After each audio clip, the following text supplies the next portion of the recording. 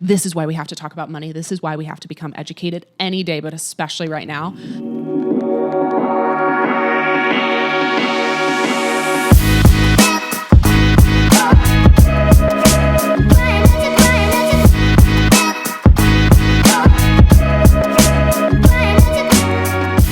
This podcast is a Dear Media production. Hi, guys. Hi, guys. Welcome back to another episode of Girls Gotta Eat. Welcome back. Hot episode I'm today. back. You're back. I'm back. We're back. We're back. I am so excited for this guest today and this episode. And you guys have requested her so much. So we have a finance episode with Tori Dunlap, and she is phenomenal. Yes. But anyway, you're back. I'm back and you're back. You kicked off your tour in Took Chicago. separate vacations, sort of, work trips. It's weird. I've never been so excited for something I wasn't a part of. Your tour. Aww. I was like so excited to like send you flowers and just like, it was weird to like not be there for it, but I did other stuff. Well, I've never had so much FOMO of your trip. It was good. Yeah, I just loved it.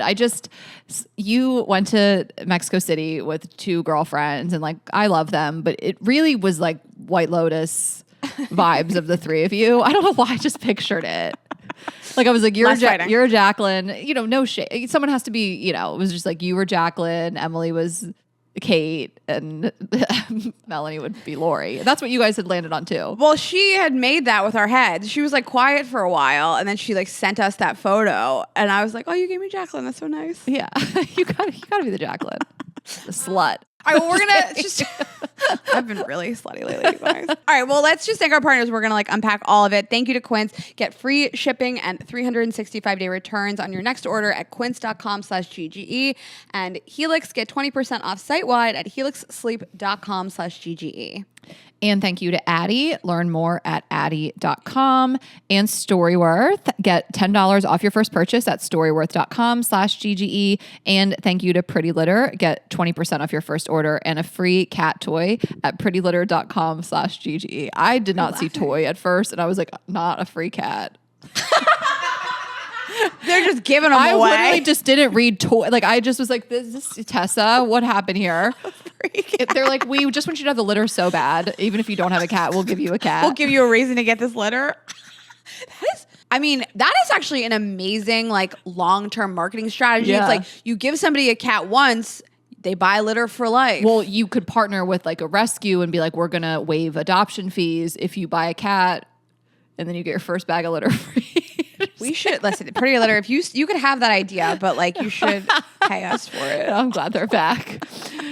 Well, congrats on starting your tour. It's like a huge accomplishment. I'm sad I couldn't be there, but it looked really amazing. As you guys listen to this, you will have just been in Phoenix. So thank you guys for coming out in Phoenix. But yeah, I kicked it off in Chicago, 3 shows at the Den Theater. I mean, it was incredible. It couldn't have been better. No notes. I mean, every show was amazing. Those were the best audiences. I mean, Azul's making these little noises.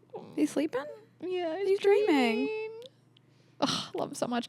It was wonderful. Oscar Aiden, a friend of mine, came, opened all 3 shows, fucking crushed it. I mean, he's super funny. And then my fiance came, and like this thing happened where I wasn't planning to bring him up on stage or whatever, but I had a videographer come who was very attractive. The girlies were going crazy for him. He wore this insane like steady cam thing. He looked like the Terminator. He was like, do you want me to wear the helmet? I was like, licking my lips spontaneously. What is wrong with me? I know. And Rayna, I thought he was really great. His name's James Webb, if you guys want to look him up. And I just thought he was like pretty young. He was like 39. I'm like, oh no. I was like, thank God Rayna is not here. He would not be safe. And so he goes, do you want me to wear the helmet? I go, what helmet? He has this whole setup. He shoots tons of specials. He shot Sam Morrill's special. Like he lives in New York, but he's like a Chicago guy. So he's like, I figured out some way to get this footage with the helmet. I'm like, you can't wear the helmet. You can't be like he's the security. No, he was like Daft Bomb Punk. Squad. Like, it looked insane. Yes, it was like a bomb squad. So anyway, he was like, I want to get a clean shot of you walking out. Like bottom line, he was like, let's do your walkout again at the end. If you think the audience will be down to do it. I'm like, they'll love it, To like mock it. Like redo the opening. And with you guys, that we weren't shooting a special or anything, but like if you ever go to shoot a special, you'll kind of see behind the curtain the way that they do things. We've seen Nikki shoot, and they're like, they'll have her do pickups. I saw Ricky Velez shoot a special. We saw Aziz shoot a special, whatever. And you get to kind of see like how the sausage is made or whatever. And so at the end of the show, I kind of realized that Oscar had left. He had to do another show. Like he went and performed at the Laugh Factory. So I had nobody like bring me up. And then I'm like, I'll figure it out at the end. Like, I'll figure it out. They'll bring me up from the sound booth, or James will come up here and do it. And then everyone started yelling for Sparkle Eyes to do it. They knew he was in the audience. And so he comes up on stage, people like lose their mind, and he had to like bring me out. Is that his nightmare? No, I mean, alone on the stage. alone on the stage. And then, oh, get this. I tried to get him to propose to you on a stage. He was like, "Have you met me?" Right, because he comes on stage when we were on the tour, but we're on stage with him, whatever, he's not alone. So I had to just leave him on stage. And then I'm like, you got this, babe, you got this. And then James goes, I need 3 minutes. We were like, what are we going to do for 3 minutes? So we had to like riff. And then like, someone's the like, two of you just on stage. yes. And I'm like, do you have any questions? And someone's like, what was the best part of your day? I was like, probably the sex or the protest or I don't know, this show. This is hysterical. I know. So we had this, I feel like it was a really fun moment for the audience. Totally. It was cute. And I don't even know if we got a good shot. He brought me out. He didn't end with saying my name. He was like, make some noise for Ashley Hesseltine from Girls Gotta Eat, like something. Like, I'm like, you also should call me your fiance. They would have gone crazy for that. Like, whatever. Ashley, that is so funny. Are you thinking about incorporating it more? No. Like Nate Bargatze, he opens a special like, please make some noise for my daddy, Nate Bargatze. I know. Yeah. He should do that from backstage. No, I'm just kidding. That's my job. That's your job. But then he was like, I'm so sad to miss this weekend, which will have just happened with Rayna and Brittany. And he was like, I wonder if I can. I'm like, no, you're not coming. It's a girls' weekend. You can't come to this one. But we just had the best weekend. I mean, I've never lived in Chicago. I think it's the best city in America. I mean, aside from the weather, I just think it has everything. This is like a thing people, I feel like, say. What was your hot tip that Chicago is a place you should visit? But when just walking around, it's like this is again not a hot take. I just think so many things about it make it perfect. Besides the cold, You love hot takes about Chicago. I love Chicago. And this was my best Chicago food weekend. I know it's a great food city. I have personally had some misses. Well, you picked, I told you, you picked one of the best Italian restaurants in the country, Monteverde. And Pequod's, which is my favorite deep dish. Might be, thought I was a Lou Malnati's girl in Pequod's, and then went to this other place called Maxwell's Trading. We got some Chicago dogs, but I've went to places before that should have been good and weren't. Like I've just randomly we've had some bad meals. Some misses, and I was like, I don't even feel comfortable talking about this because everyone's like, Chicago's the best food city. And I'm like, not in my experience. So this past weekend, I was like determined to really make it like 10 out of 10. And we just had the best time. And I love Chicago. Always have stayed loving it. I've always loved it since the first time I went, but it's such a special city. Yeah, it's the best. Everyone's just so nice. It's like, it's so clean. You have the water, you have these parks, like downtown is great. It's no. I love when you talk about Chicago. I know. I mean, this isn't new for me, but being there, I'm like, God, man. That's the best. I say, I wish I would have lived there in my 20s. This is like no shade to Atlanta. And there wouldn't have been any reason for me to go there. I knew no one from my college that lived there. But if I could go back and like it could have worked out and I would have the same life I have today, I think that would have been such a fun place to live. Yeah, like great a young post-college person. city. Yeah. I think great post-college, like probably better than New York and LA. You don't need as much money as you need in New York, and LA can be a little tough for young girls, especially. So the tour's kicked off. It was incredible. You guys come see me in Florida. Florida's up next. Florida and then Salt Lake. So Miami, Tampa, Salt Lake City, and then the rest of the tour, of course. But those are the up next. I can't wait to be in Florida. I'm excited for you. Have you been? You've been in Miami this year? February. Yeah, we usually would go in February, and I haven't been this year. February in Miami is where I met that guy who sent me the "not my fault per se" text.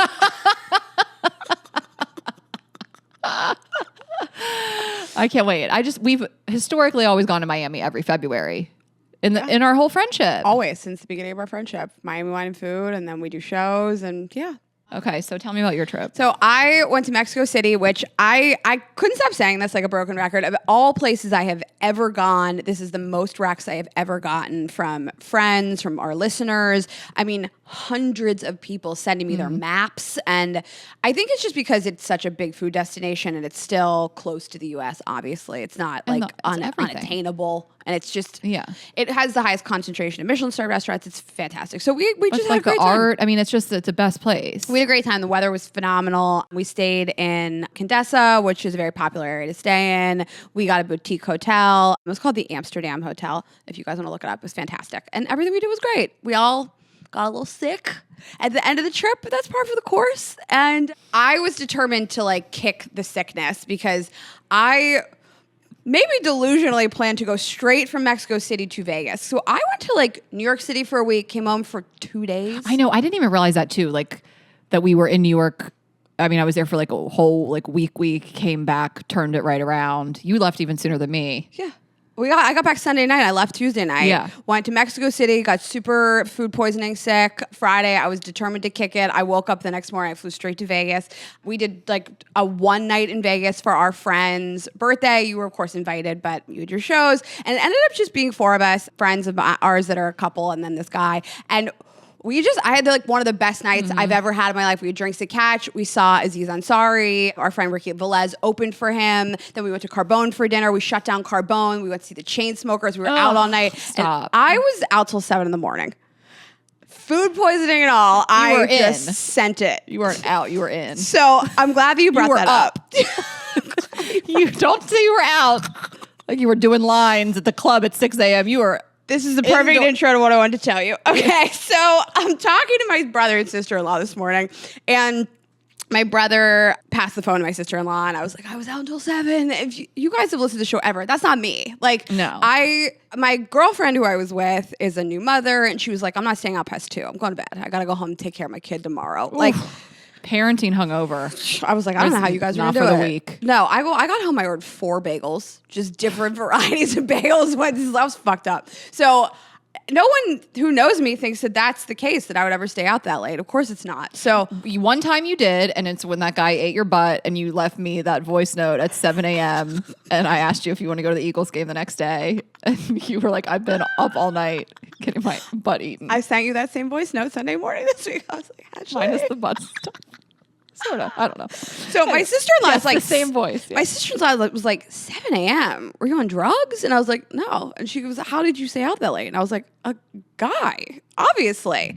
And she was like, so you weren't out? And I was like, well, I was up. And she was like, that's not the same thing. You can't tell people you were out till 7. And I was like, I was out of my room until 7. And she was like, not the same thing. You can't say that. So I get off the phone with her, and she sends me a text message.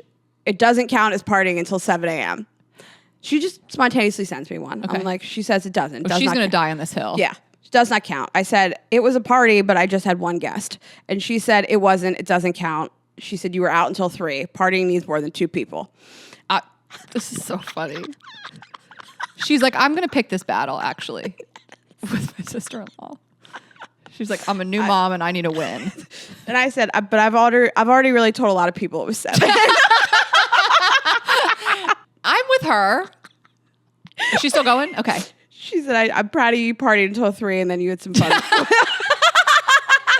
She's like, and then she blocks you. She's like, I will get the final word. So she does. That conversation ends. 10 minutes later, I'm walking over to the studio today. My brother texts me separately. Okay. 2 people enjoying each other's company is not a party. 3 people is a party. He gets in the mix. It is categorically different. This extends to sex as well. 2 people together, run of the mill. 3 people, out of the ordinary, also a party. I said, I hate you both. He said, hate me as much as you want, but you partied until 3. The 2 of them are just I think it was very brave to admit to my brother and my sister-in-law that I hooked up with somebody all night. You are wrong. And they're calling you out for showing off, which is so embarrassing.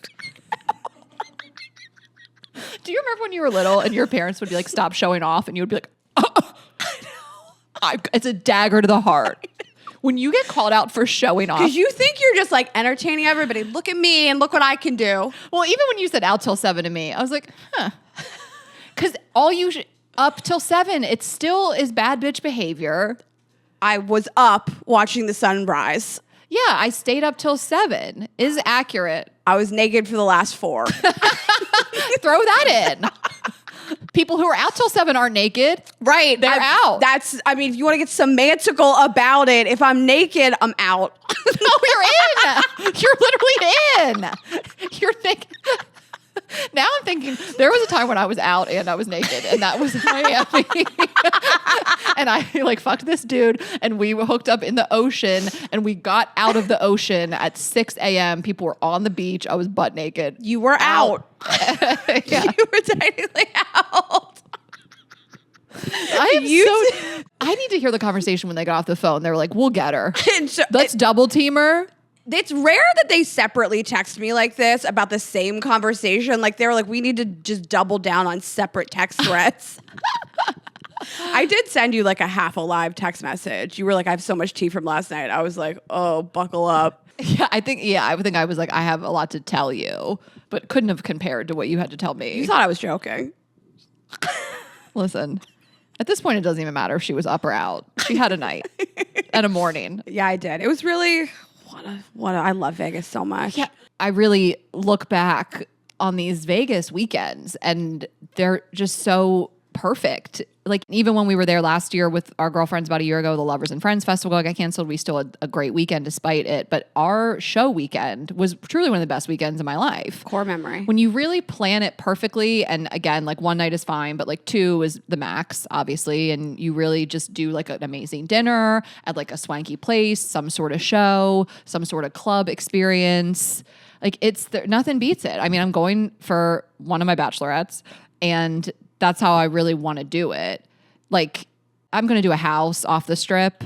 Like, I just want all the girls in the house, which I love a hotel in Vegas because they're the biggest, best rooms. But I think I still want to stay in like a house with a pool and stuff. So I really like being all together. And when we went to Mexico City, we were going to get separate rooms. We ended up renting like an apartment at this boutique hotel. So that in the morning, you're not like, what time are we meeting for coffee? Like, I really enjoyed that we all stayed in the same apartment. 100%. Yeah. And you can get baller houses. Like 10 minutes off the strip, get like a bus or something to take us in. And then, I want to do 2 nights. I want to go do the Chippendales, go do like a fancy dinner, like do the things and then come home. I think people are surprised I like Vegas so much because it's like my whole personality. Like I'm not fun. But like, and our other friend that we went with, he was like, I'm surprised you like this so much. And I was like, oh, you'll see. But you just, Vegas, Rayna. You only do it every once in a while. Like we do this a couple times a year. Twice a year. Yeah. Yeah. It's not attractive to do it more than often than that. Listen, that's your life. So you live it. You live your truth. But man, it was fun. What a weekend. Good times. Great times all around. Yeah. Okay, so we have this episode today with Tori Dunlap, and we did just want to address, like, we are talking about investing and finance and the stock market, and like, I mean, so much has gone down even since we recorded with her, and things are so out of control. I mean, it's what we were seeing is so unprecedented. These are truly insane financial times, and people have lost so much money. And again, the stock market ebbs and flows. I'm not an expert. Tori is, and people are really freaking out. And all I want to do is address it. Like, I at least give that disclaimer up top that when you're listening to it, it was kind of prior to these tariffs and things really totally shitting the bed, even though a lot of people felt like this was looming and a recession was looming, and it still is. So this doesn't negate anything she says, and the advice and the content is really evergreen, but we just wanted to throw that out there.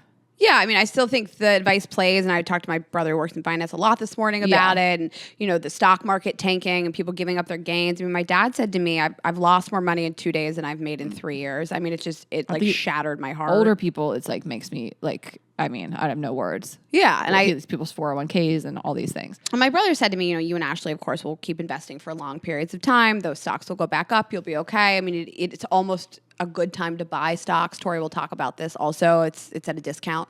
Yeah, right like now. People are talking, Mark Cuban, people are talking about this. Yeah, but I think a lot of people's parents are probably having these type of conversations with them right now where, you've given up all the gains that you've made in these years. And so, of course, I just said to my dad, we'll get through this. It's fine. You have us and everything will be fine. Of course, it will be for us. But I just, I hope that's the case for so many.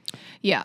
I don't like look at those numbers a lot. My mindset is like this money went in to wherever it is for 10 years, in my head. So that's just kind of how I view it. But I'm certainly worried about my money all the time. And that comes up on this episode as well. But anyway, I was like watching it through last night and was just like, it's kind of funny. We're doing like stock market stuff. And it's like, I want to address the elephant in the room. Totally. So, okay, well, we are going to get into it with her. You guys are going to love it. But I am just going to tell you about Storyworth. You guys know how much we love Storyworth. I mean, this is something that we have in our lives and our families' lives. And as we have Mother's Day coming up, there really is no better gift. So this is a great time to give mom a unique, heartfelt gift that'll truly make her feel loved with Storyworth. So the way that this works is each week Storyworth emails your loved ones, let's just say your mom, a memory-provoking question that you get to help pick out. So you can go in to your account and choose the questions, or they can just do it for you. I think I changed some for my dad, and maybe I kept the ones they chose for my mom. I didn't really change too much, but like some of them may not be a fit. But they'll ask things like, did you ever get in trouble in school? How did you decide how many children to have? Do you remember your 30th birthday or your wedding day or having kids? Or what's your biggest fear? What was your first job? Things like that. And then your loved one will respond to that email with a story, long or short, doesn't matter. And then as their responses are recorded over the course of the year, they're then going to make it into this beautiful book. So again, you may be picturing this like kind of photo book. That's not what it is. It's this beautiful keepsake hardcover book. Photos can go in it. You can upload those as well.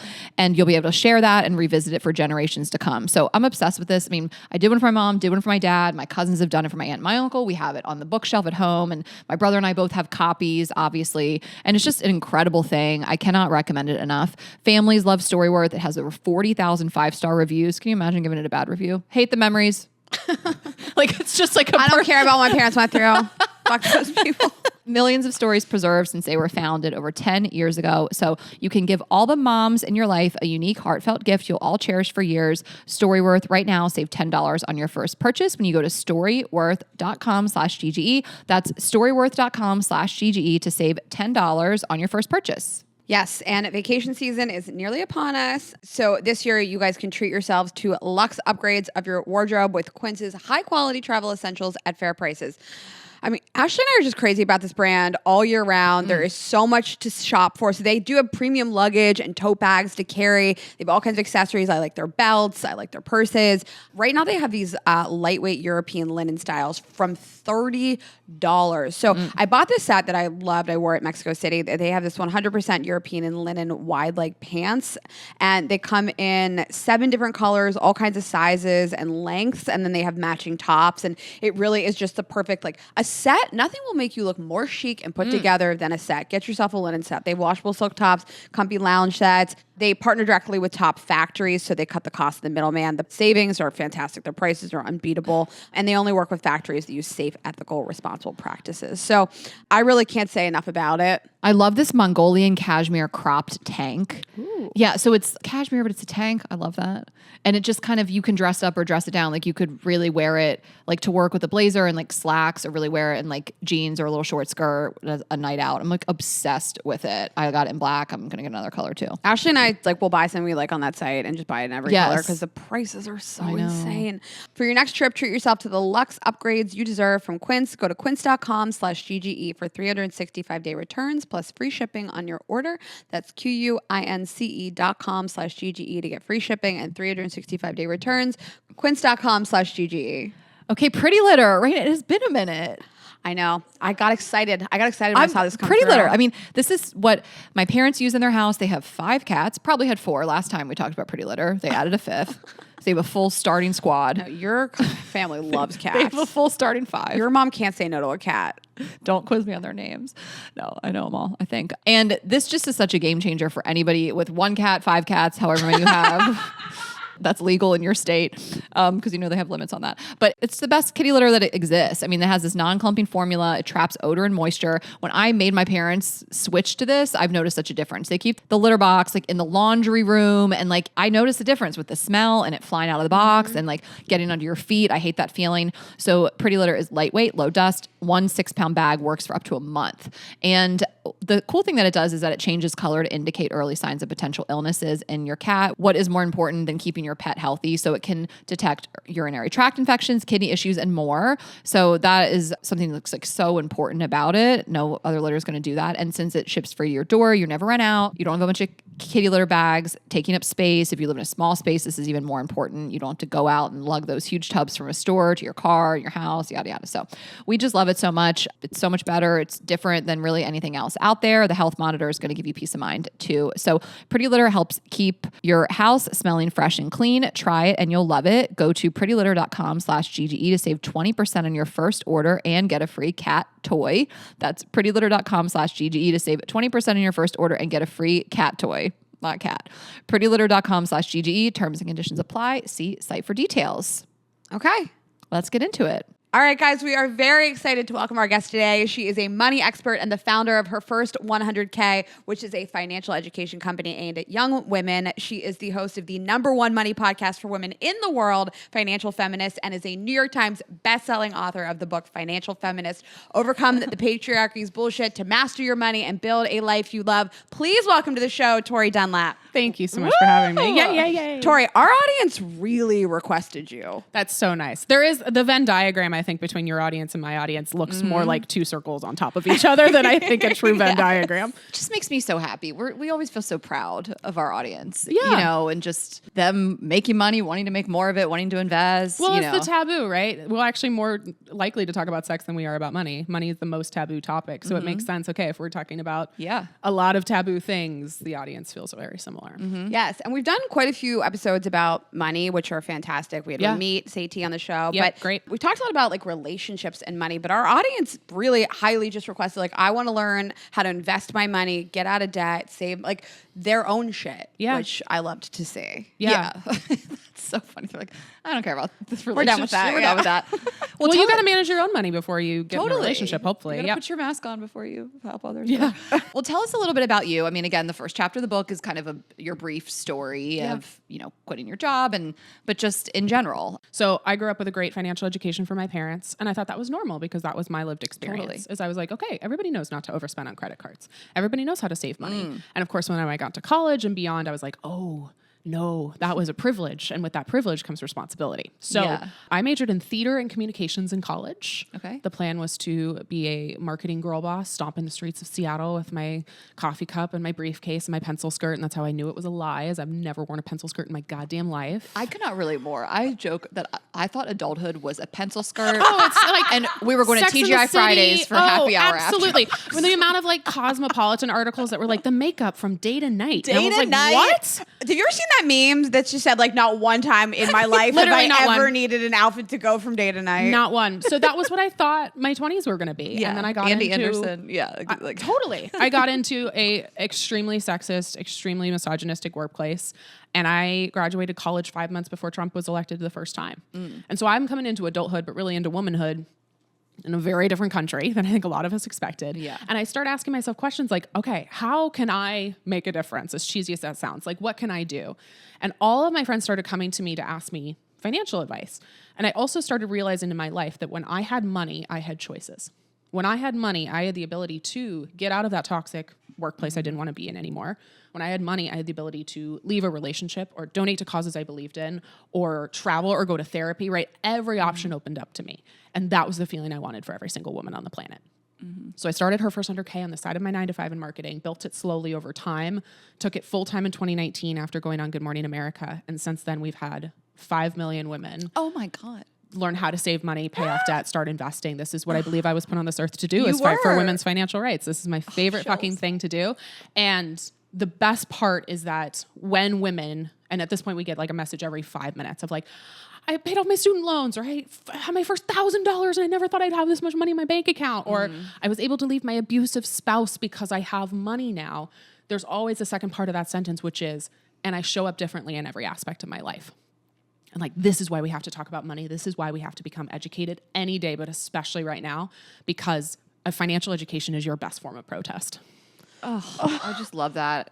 It's so true. No, money doesn't buy happiness. It does, though. Okay. I just used to have so much anxiety around money when I was like truly living paycheck to paycheck, not even barely getting by and debt and all those things. And like at the end of every like trip or that I couldn't afford, had this overwhelming anxiety. I wouldn't check my bank account. I would withdraw money and like not look at the balance. Like once I started to make money, yes, I was happier because I had freedom to do things and fix things. And of course you want every woman to feel that feeling. And Rayna. I love your story, and I have a very similar story. I was able to leave a job that I was very unhappy with at a company that's based in Seattle, where you're based. Wonder which one it could be. Because I had a support system for myself, but I do think about just a lot of women that are in situations with a partner that they can't leave. Yeah. And how much that like breaks my heart, and how long it takes to extract yourself from that without money. 99% of domestically violent situations have some sort of financial abuse. And like, we're going right in really quick. Sorry, everybody. But like, that is something that unfortunately doesn't get discussed. Of money is a source of control. If you don't have money, if you don't have access to your own money, if he's taking out credit cards in your name, if there's so much shit that starts happening that again keeps you stuck.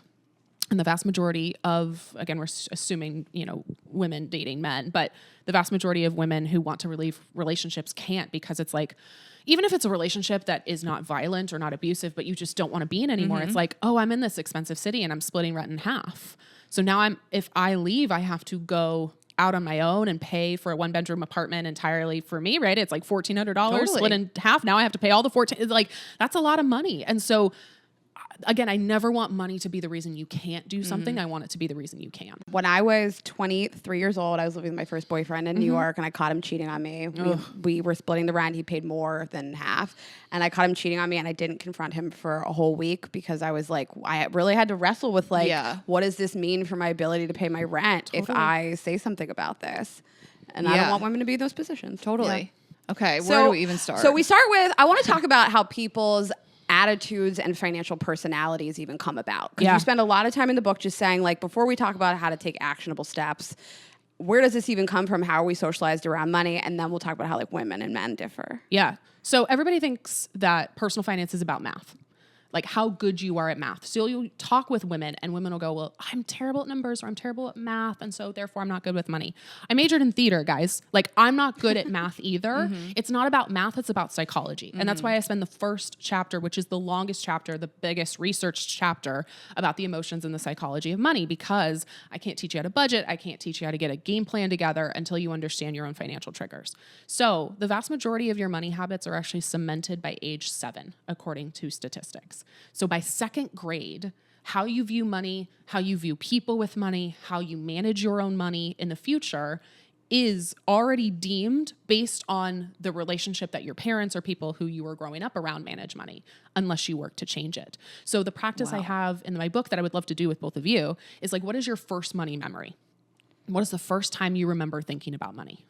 I feel like I remember, this doesn't really have to do with my family. We had what we needed and things like that. But I just remember like knowing who like the rich girl in class was. Yeah. And like wanting to like be her friend and go to her house. Like she had the cool clothes, or she had the stuff. Yeah, I mean, her family owned car dealerships. Like I grew up in just a small town. You know, so that was like the rich person in town was obviously that. And I just remember having her on a pedestal because I knew she had money. And like at age 6. And like how I want to be in on that. I want to go to her house. That was kind of how I do think I placed value on people thinking in that way. Yeah.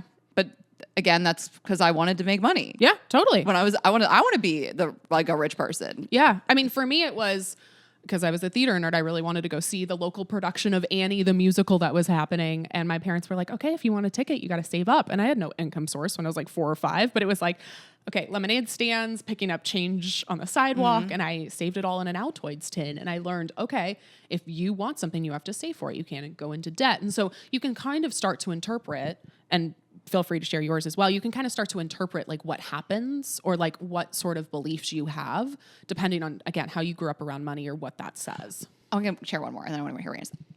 I remember being like young. I might have been 2nd grade. It might have been 3rd, 4th. It was elementary. And my grandparents had like a farm. There was Christmas trees on it. And my dad was like, go sell Christmas trees to your teachers. And I mean, I sold Girl Scout cookies and different things. But he was like, go see if some of these teachers want some trees for Christmas. And I was like, all right. And I think I was selling them for like $20. I mean, this was like early 90s. And just like raking it in. everyone like bought one.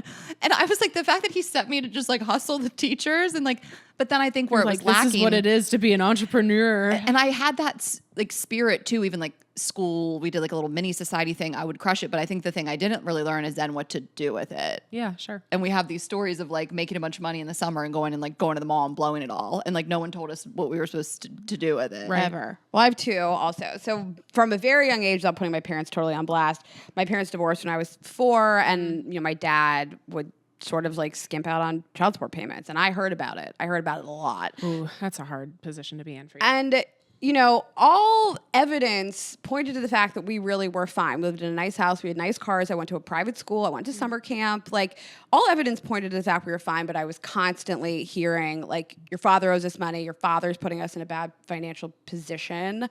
And I grew up really panicked around money. And, my mom was a wonderful parent. I just think she was stressed out, and it would come out sometimes, And my father emotionally was there, but I remember just a lot of panic around, like, we're going to lose everything. Right. Even though all evidence pointed to the fact that, like, we were pretty much going to be fine. Yeah. And then to Ashley's point of making a bunch of money, not knowing what to do with it, like, I always worked. I worked from the time I was 14 every single weekend. Yep. I worked at a diner, made like $100 a day, and I would blow it every single weekend. Yeah. But I guess my parents would be like, she goes to the mall and she blows everything on t-shirts, but like there was no education after that. Right. There was no, a lot of how do we get her to not do there was a lot of do something shame more around productive. how I spent the money and being like negged about it, but there wasn't like, but here's a thing you could do with it instead. Yeah. And I'm like, did they? They might have. They might have. And I would have been like, fuck you. I'm going to the mall. Like, I can't really remember, but like, I do wish it would have been a sit down, like, you've made some money, even if it was the Christmas tree money or the working at Lone Star Steakhouse money, and like, here's what to do with it. I don't really remember that education. I didn't get it other than like, just stop spending so much. That was the education. Put it in a bank account. Right. Stop They it. were like, you were supposed to save it. I'm like, how? Right. What do you mean? But what does that mean? If women get any advice, it's just save your money. But then you're like, for what? Under the mattress? Where, how? It's Exactly. cash. Exactly. So we can talk about that. But yeah, for anybody at home, you can do the money memory exercise, and it's typically very revealing. We have a journaling prompt in the book about it too. But here's the thing is, it's like, unless you were taught about money, most of us weren't, then you grow up thinking, I should just know how to money. Like, I should just know this. Why don't I know this? And then it becomes a personal failing thing. Oh, I'm not good with money because I spend too much. And then you beat yourself up about it. Money is a learned skill. Playing an instrument, learning a new language, money's the same thing, right? We don't like come out of the womb speaking fluent French and playing the tuba, yet we somehow believe like I should know how to do this. And in actuality, your financial education is just a learned skill. And it's going to be something you're bad at for a while because statistically no one taught you, or the education you got was very surface level. It was like, don't spend money on things. I was just like negged a lot at home. Rayna just loves to buy t-shirts. Rayna's always at the mall buying t-shirts. I mean, the amount of times I heard that fucking sentence rather than like, isn't it amazing Rayna wants to go to work and make money? Like, let's teach her how to do anything else. I was like, I'm in my best life. It doesn't matter whether you're 14 or 34. Like, that narrative is so pervasive, which is women aren't rich because they spend frivolously. And I'm putting frivolous in quotes. Yeah. The frivolous spending is the stuff that is stereotypically feminine. That's the only stuff that gets labeled frivolous. So lattes, manicures, blowouts at the salon. It's not NFL season tickets. It's not golf clubs. It's not video games. Totally. Right? It's not that drone you had to buy or NFL Sunday ticket, which is totally a not the fortune. drone. Exactly. And so men are taught really good things about money, which is like expand, make more money, invest in the stock market, negotiate your salary, become a business owner, right? That is how you get rich. That is true. But the advice for women is scrimp, save, become like the most miserable version of you, right? Stop spending money on things that bring you joy and just save it. So there's no advice that is actually helpful. And then you also just feel like a piece of shit at the end of the day. And like, I'm so focused on how do we afford the things that we actually love, because it's not enough to just save our money and live a miserable life right now. How do we find the balance to do both in a society that keeps telling us that the reason we can't buy a house is because we buy a $5 latte? And avocado toast. Isn't that so interesting though? Like, no one ever said to me, like, if you want to afford these manicures and these haircuts you spend all this stupid money on, like, then go learn how to be a boss. I had to just like do that myself. Right. Yep.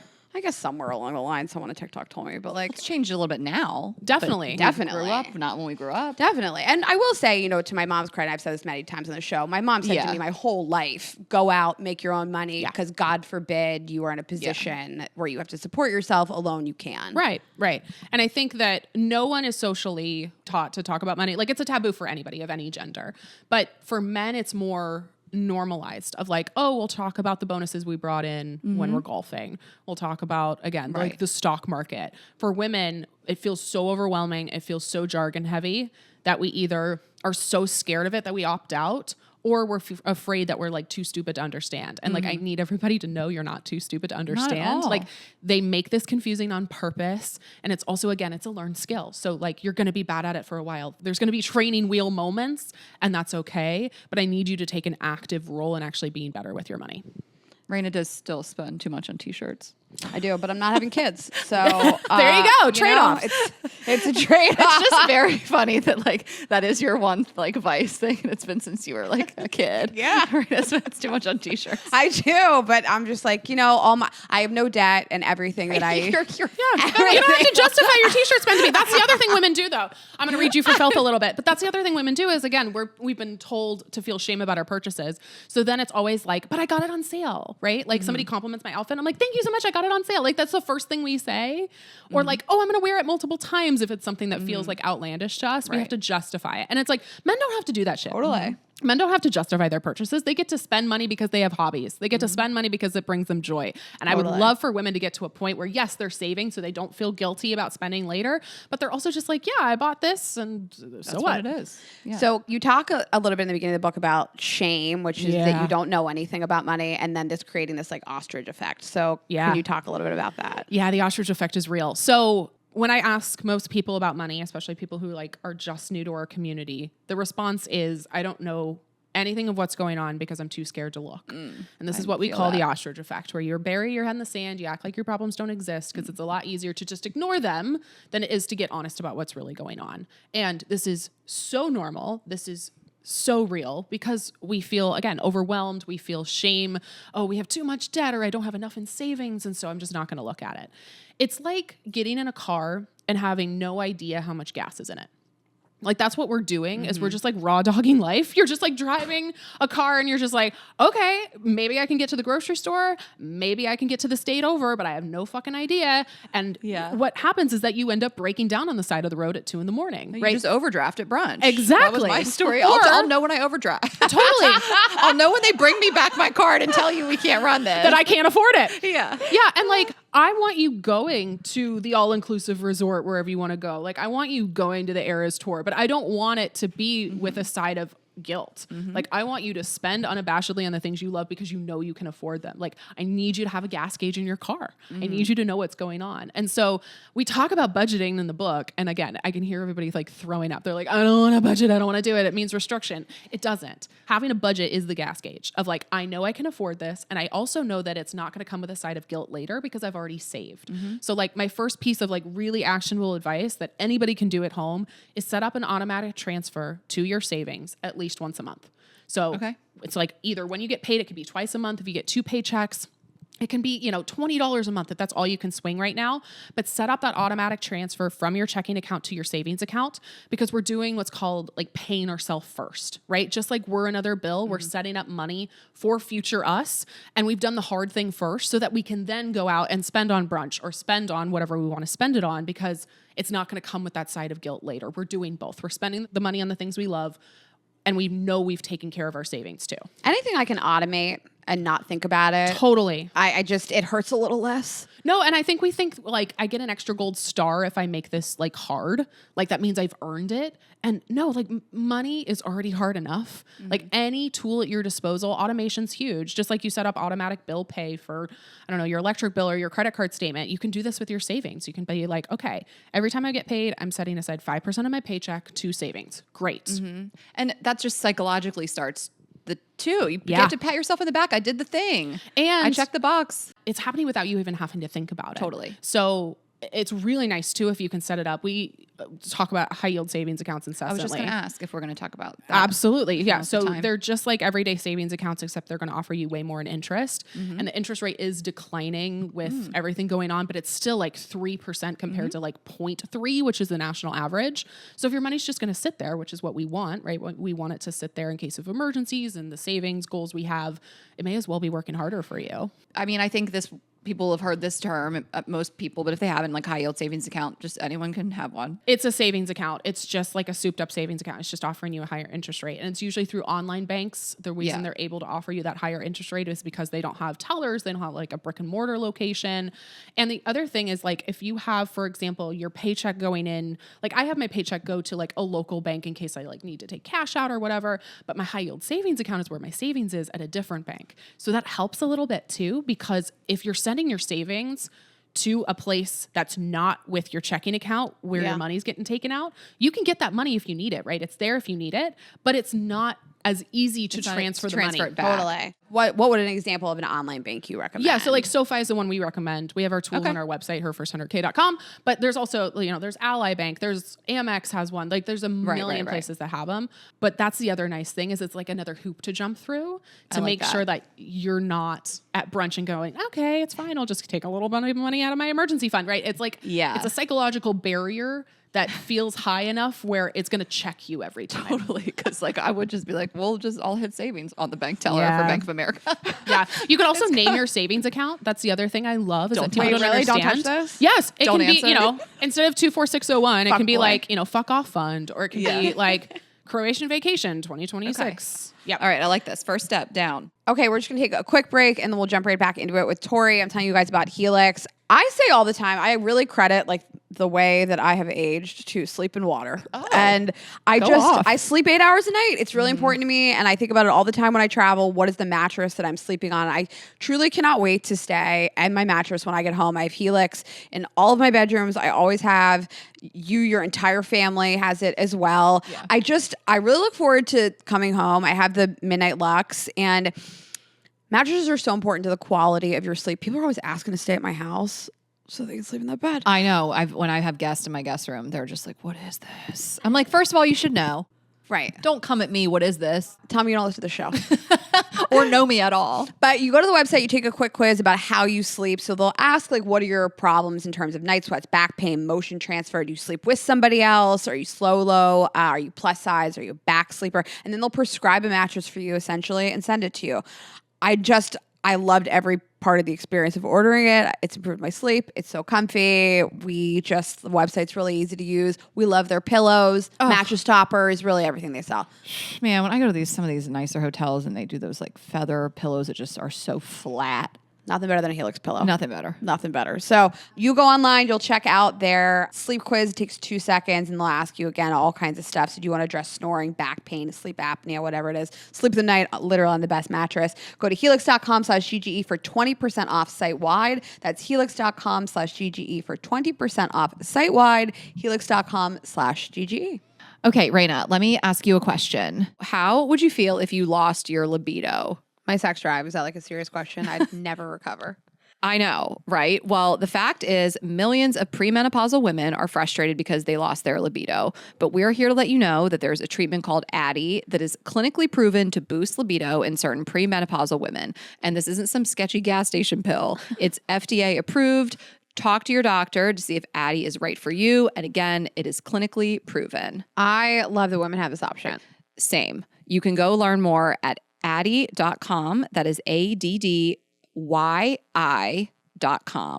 Addyi, or flibanserin, is for premenopausal women with acquired generalized hypoactive sexual desire disorder, HSDD, who have not had problems with low sexual desire in the past, who have low sexual desire no matter the type of sexual activity, the situation, or the sexual partner. The low sexual desire is troubling to them and is not due to a medical or mental health problem, problems in the relationship, or medicine or other drug use. Addyi is not for use in men or to enhance sexual performance. Your risk of severe low blood pressure and fainting is increased if you drink 1 to 2 standard alcoholic drinks close in time to your Addyi dose. Wait at least 2 hours after drinking before taking taking Addyi at bedtime. Your risk of severe low blood pressure and fainting is also increased if you take certain prescriptions, over-the-counter or herbal medications, or have liver problems. Low blood pressure and fainting can happen when you take Addyi, even if you don't drink alcohol or take other medicines. Do not take if you are allergic to any of the ingredients in Addyi. Allergic reactions may include hives, itching, or trouble breathing. Sleepiness, sometimes serious, can occur. Common side effects include dizziness, nausea, tiredness, difficulty falling asleep or staying asleep, and dry mouth. See full PI and medication guide, including boxed warning, at addyi.com/PI or call 844-PINK-PILL.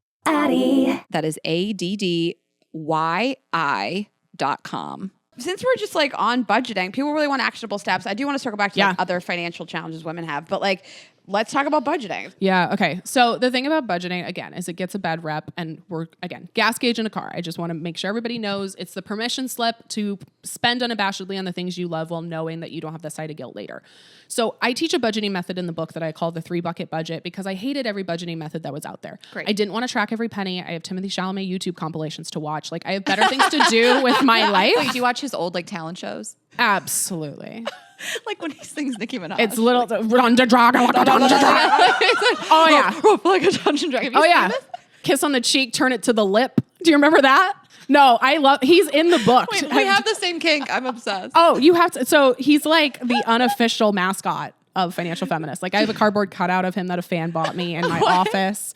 Yeah. And you guys please Google Timothée Chalamet Roman's Revenge talent Please show. do. Also, his little Timmy Tim statistics is classic. What is that? Do you not know about this? No, I'm not as big a stan. What? Okay, Chalamet as a kid is so cute. Oh my God. So he was, now we're on a complete tangent, but Whatever. it's fine. He We'll be here all was day. tasked with doing a paper in his statistics class for Miss Lawton. And instead he did a video, and it's a half produced video. He's pointing to things that have never been edited in, and it's a wrap. It's the best thing you've ever seen. Statistics, Miss Lawton, Miss Lawton. So he was like, it's he was a fantastic. star from the time he Look was a at kid. me, it's Yeah. Timmy T, about to hit him with the ZTST, and he's pointing to things that are not there. And it's so funny. He has a backwards hat that's from the Golf Channel. It says golf on it. And then like he got all of his like classmate girls to like come and dance. It's so great. Stop. He's 16 years old. I'll show it to you Is after. he so skinny? Oh, Yes. just somehow He's skinnier never than he is changed. now. Well, it's so funny because people are like, how could Kylie be with like Travis Scott? And Oh, it's like we're going to derail this whole interview. More, I could give a he has dissertation more about why swag than this works. Travis Scott. Oh, he dated Madonna's daughter in high school. Lord? Yes. And dated everybody's Lord? out here being like, what is happening? I'm like, no, there's He's got Timmy it. and then there's Timothée. And Timothee's a fuckboy. Like, let's be real. There's a rumor going around that he gave everybody at NYU chlamydia. And I'm like, I volunteer. Like, it's treatable. Yeah, like, I it's would treatable. take chlamydia from Timothée Chalamet. It's Who cares? treatable. If one pill, you're fine. He's like the treatable. kid on Running Point when he finds out he's like part of the family and he just gives everyone chlamydia. We But love yeah, this he show dated over. like Lily Rose Depp. Like, he has a type. Oh. He has a type. He's Nepo baby. got Isa it. Gonzalez. He did Isa Gonzalez for a summer. Sorry, I'm complete. I could give you we could derail this whole interview right now, and I could tell you why he sexier and than Kylie budgeting. make perfect We'll sense. have her back for the snack. Please, We can have you back. Oh, nom, nom, nom. No, Timothée I Chalamet. just, oh. Okay. It's hard to go back to budgeting now. No, it truly I is. don't want to. Okay, so we're budgeting. Let's talk about budgeting, creating a financial priority We're list. all budgeting these to be able to things. go see A Complete Unknown That's and Dune what I 2 thought. 16 times. Yes. I did see it 3 times in theaters, and I do not apologize for it. Dune 2, just like watch over me. I was in a club with this guy, and he was like, "Do you want to come home with me and watch Dune?" I would say yes. I would be never like, seen that that works on me. Dune. You've never seen 1 or 2? You've never seen part 1 or part 2? I've never seen either. So you Dune did come 2 home with Lost him. in New York. You've never seen Dune 2 I went Lost in home New York? with him. We just didn't watch Dune. Oh my God. I'm such a sci-fi nerd too. That's a lot of I things love people that don't know sci-fi. I about like me. sci-fi. Okay. It's so good. Okay, budgeting. I couldn't tell you gun to my head how we got there. I don't know what you said. I said Timothée Chalamet YouTube compilations. That's what You I'd have rather too watch much- than yes, track every penny. that's what it was. No, Got but it. it's Okay. true. I don't want to sit and track every penny because it's a fucking waste of my time. And it's also, it's like, that's not helpful because just your life changes, right? Like we're going into summer. I'm more likely to like spend more on rooftop bars. And like, I didn't have that as a category in the middle of December because I'm Totally. not going to a rooftop bar in December. I live in Seattle, so it's cold. So I think that for me, it was coming up with a method that actually fit my life and didn't feel so restrictive. So it all hinges on automating your savings. So that's what I talked about before is like bucket number 2 is your goals. So paying off debt, saving money. So if you can set up that automatic transfer of bucket 2, you've taken care of the hard thing first. You've done the difficult thing. Everything else falls into place after that because bucket number 1 is your expenses. And again, we have all of this in the book, but if you take care of the hard thing first, you set aside your savings when you get paid, and then you pay your necessary expenses, your rent or mortgage, your insurance, daycare, your groceries, then you get to spend the rest of the money that's in your bank account on whatever you want to spend it on. And like, you don't have to budget every penny. Like, you just budgeted because you did the hard thing first. Yeah, I just love this. Again, like what you said is so simple.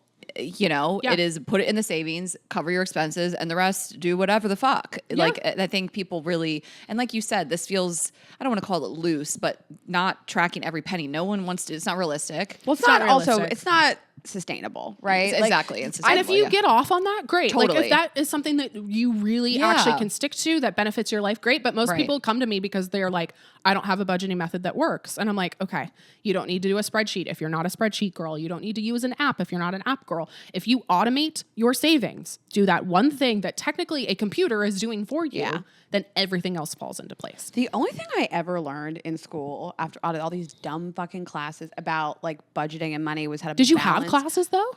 I learned how to balance my checkbook. That's it. That's the only thing they taught us. Which is like, okay, I'm from the 1880s. And the internet existed then. Like, I'm not that old. I'm just saying, if you're getting a balanced checkbook, I wasn't knocking on you. I'm like, that was the learning I had too. Yeah, and my mom had showed me that. My mom actually did show me that. Yeah, my mom did it. Always. Yeah, my parents used QuickBooks 97 until about 2018. Like, it's insane. Okay, financial priorities list. Yeah. Okay. So the question beyond budgeting and spending then becomes, well, what am I doing this for? Right? Okay. I'm told I should save money. What for? I have student loans, Tori. I have, don't I need an emergency fund? I need to retire someday, but I also want to go travel. Okay. So the number one priority is an emergency fund. I don't care how much debt you have. You can be in $100,000 of debt. I need you to have an emergency fund first. A couple of reasons. Why? Number one, I need you to not have to go into debt to pay for an emergency. Or more costly debt. Second thing is we really prioritize mental health at her first 100K. There's something about going to bed at night, knowing you have something saved. If I wake up tomorrow and shit hits the fan, I'm good. And then the final thing, and this is so important, like we were talking about before, I need you to have fuck off money. I need you to have enough money to get out of a situation that does not feel safe, whether that's an apartment, a relationship, a job. If you don't feel safe anymore, I need you to have enough money to walk. So that needs to be at least 3 months of living expenses. So bucket number one, those are your expenses, multiply that by 3, and that's living in a high yield savings account. So when we talk about automating your savings, setting up that automatic transfer, that's where it's going, is you're automating it into your emergency fund. Once that emergency fund is done, then we're paying off our credit card debt because credit cards are really expensive. I love credit cards. I don't knock them. There's other financial experts out there that are like, never touch a credit card. No, you're an adult. I'm going to treat you like one. I love credit cards because I'm flying to Mexico for free. I'm flying in like lie down flat seats to Paris for and free. We'll talk about the cards and stuff. But they're tools. They're knives, right? Knives can make you dinner. They can also cut you if you mishandle them. So credit cards used responsibly are great tools. But if you do have credit card debt, this is where we're going to start paying it off. And I will give you the ultimate hack to paying off debt. You ready? Okay. So when we're thinking about debt, the principal and the interest are the two components of debt. The vast majority of women actually go into debt statistically because they can't explain how a loan works. It's not because they're stupid. It's because the education isn't there. So the principal is the amount of money you took out. So if you put $1,000 on a credit card and did not pay it off, you now have $1,000 in your principal. The interest is the cost of that debt. So for most credit cards, it's like 22% on average, right? It's really, really high. And how the interest is applied depends on the loan. So the thing with credit cards, the thing that makes them such slippery slopes if you don't manage them responsibly, is that interest compounds, which means the interest earns interest. And the interest compounds daily. And this is just money you're literally lighting on fire. Literally. And we all did it. Like, I mean, it's so I hard. made some well, you remember when we were in college, they used to be able to set up outside pizza shops, give you a free pizza with a credit card. It's so illegal now. It's illegal. But such bullshit. And like, I took out 4 credit cards in college and because probably nobody taught you. So Victoria's Secret, I have a whole section of Victoria's Secret on my book because the amount of like 16-year-old girls who walk in there, and Victoria's Secret especially like 10, 15 years ago would call it like the angel card. And it was like a rewards card. It was not a credit card. It was a credit card, but it was not branded like it was. I still remember the morning that I was like maybe 20 years old and I woke up up and I was in Pittsburgh and I told my parents I had taken out these credit cards because I couldn't sleep like at night. gasped. Yeah. And I had so much, I think I owed like $15,000. Yeah. That was like an insurmountable amount. People commit suicide over this kind of stuff. I mean, a lot of people die by suicide because of money. And It's I awful. wasn't realizing like you're literally lighting it on fire. And I racked up a ton of credit card debt, whatever. Yeah. I eventually got out of it. And then I was like, I finally had savings. I had figured it out somewhat and was like, I wanted Delta Amex. And I was like, I am paying that off every month. Yeah. It's only for the you perks. treat it like a debit card. Like, yep. Yes, treat it like a debit card. I'm only doing this for the perks. I'm not doing this to buy things I can't afford. Yeah. And I want to hear you speak on that because Yeah.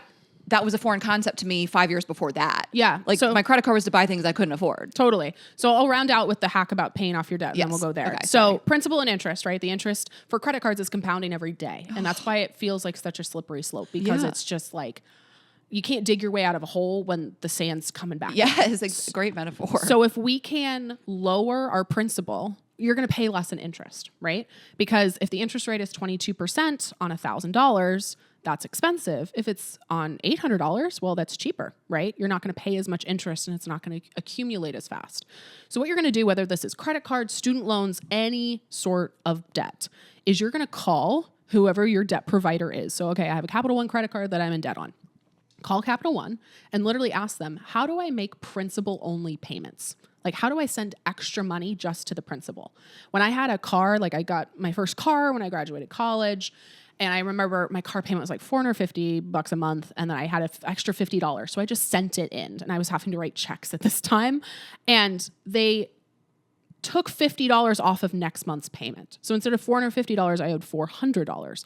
So but it didn't help at all because it's just like, okay, I just like prepaid next month. So I called them and I was like, hey, how do I send money just to the principal? And they're like, oh, in order to do that, you have to send separate money in a separate check in a separate envelope to a P.O. box in Iowa that we're only going to give you the address to once you have called and asked. This is what happens is companies are sneaky. They make it really hard to pay off your debt faster because it keeps you in debt. Yes, It makes yeah, them more makes them money. more money. So anytime you can call or visit the website and just be like, okay, how do I make principal only payments, or how can I start lowering the interest rate of the loan too? Like the I'm financially struggling card is fantastic. Call your credit card provider, call whoever your debt is through, and just be like, one, how do I make principal only payments? And if they won't let you, or even if they do, then go, I'm financially struggling. Like, what can you offer me? Okay. They'll sometimes offer you a lower interest rate. So, okay, Yeah. we went from 22 to 18. It's still high, but you're saving 4%. That's huge. Absolutely. So there's a lot of things that you can do. And again, we have an entire chapter on debt payoff in the book, but there's a lot of things that you can do to either make your debt more manageable so you can start paying it off, or like learn how to navigate the really non-transparent system so that you're saving money. So do you have advice? And I'm glad this doesn't happen as much, but like when I was in college, I took out all these different credit cards. I had debt spread across a bunch of banks. Do you have advice for like combining your debt onto one card? Would you advise people to do that? Yeah, we have more information. I'm not going to give like personal finance is personal, so I can't say it's 100% the solution for everybody, but we talk about like personal loans a lot as a great way for you to take, especially if you have a lot of credit card debt, and consolidate it, because then you're making one payment. It's also way lower interest. It's typically like 12% or 10% as opposed to 25. And it doesn't compound every day. It's simple interest. It doesn't compound. So what you see is what you get. We have a personal loan recommendation on our website as well. That's a great tip. I'll link all of this for you guys so you can put it in the show notes. But you had a question too about debt.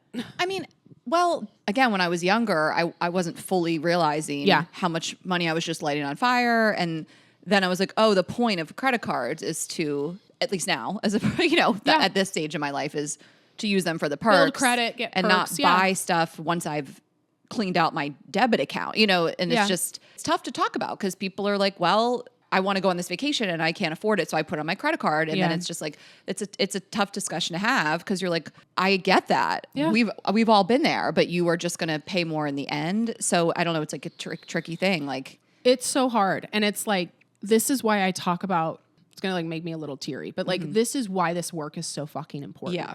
Is I don't want you living a life that makes you miserable. I don't want you to have to say no to things you want to say yes to. And I don't want you to have to say, yes to things you want to say no to, right? Like there's a balance here. So this is why when we get our financial house in order, you get to say, yeah, I'm going to be a bridesmaid even if it costs me $2,000. Yeah, I'm going to go on this trip with you because I have the savings. I have all of that set up. So maybe it'd be helpful to talk about like how to balance spending and saving. Would that be helpful? Yeah. And I guess I'll wrap it up with one final thing. And again, this is just kind of like a tough love question to ask yourself is like, when you put all that money on a credit card, what's the plan? Do you plan on making more? Like everybody has a different psychological reason. I mean, for me, I was like, I am on a path to make more. Like I'm in a weird industry, at least I could hope like things are going to blow up for me. And they did. I mean, it was a long road to get there. And I really didn't feel financially stable at all till I was late 20s, maybe even 30. Yeah. But like, if you're in the same job with no really plans to change your situation, like what are you telling yourself of how you're going to pay off that $2,000 in the future? Yeah. This is hard. So that's why we're doing this. That's why you're putting money in your savings and you're figuring out for yourself long-term so you don't get in those holes. Well, and I want to highlight what you just said because it's so smart and so important. And again, this is where we see the difference between women and men. We've been socially conditioned to believe that we become rich or become financially stable through scrimping and through frugality, but men have been taught make more money. That's the good advice. And I need more women to be thinking about how can I afford this because I'm making more money, not because I'm scrimping to the point of, again, hating my life. So you're probably underpaid, like in your 9-to-5 job. You're probably underpaid. So if you have not had a conversation about compensation with your boss, great time to do that. We have a whole script in my book about how to do that. If you're not thinking about like, okay, what are money moves like the high yield savings account? I don't have to do any additional work and I make money. Great. That's an additional source of income purely because your money is in a different place. That's a way to make more money. You can start either making those big decisions of like, okay, I think it's time for me to start really looking for a new job, or maybe it's time to invest in a side hustle, or even just, you know what, I need to be in this kind of bank account versus this other one. These are the small decisions you can start to make that immediately make more money for you. So you don't have to think about, oh my God, okay, I have to cut this because I can't afford it. It's more, how do I make more money? How do I think strategically? And we were talking about Ramit before, and he has this great quote of like, stop thinking about $3 decisions and start thinking about $30,000 decisions. So it's like, how do I make more money? How do I invest more? And I know we want to talk about that. Like, how do I make my money work harder for me as opposed to stressing about like the little things like the lattes or the stuff that I'm spending money on. Right. So when you're saying like, I'll pay it off when I make more, do the things to make more. You have to make more. And any financial decision, you do need to make a plan, especially if you're like, okay, I'm spending this money I don't really have. I'm going to be honest, I don't love that, but I can't convince you otherwise. Like if you're going to do it, you're going to do it. But you need to then have a plan to know, okay, I'm putting it on a 0% APR credit card, but that 0% ends in 12 months. So I better have a plan to pay off my credit card debt by then. So if you're going to make certain, adjustments to your money or you're going to make certain choices, you got to have a reason for doing it and you got to have a plan. Do you talk in the book, and maybe I skimmed over this, about salary negotiations? Yeah, we have a whole chapter about earning. Okay. And then if so, I've read statistics about like, it's hard to get a huge increase at your current job. But typically, if you leave, you can get huge increases. I mean, there's a reason I was job hopping every 2 years.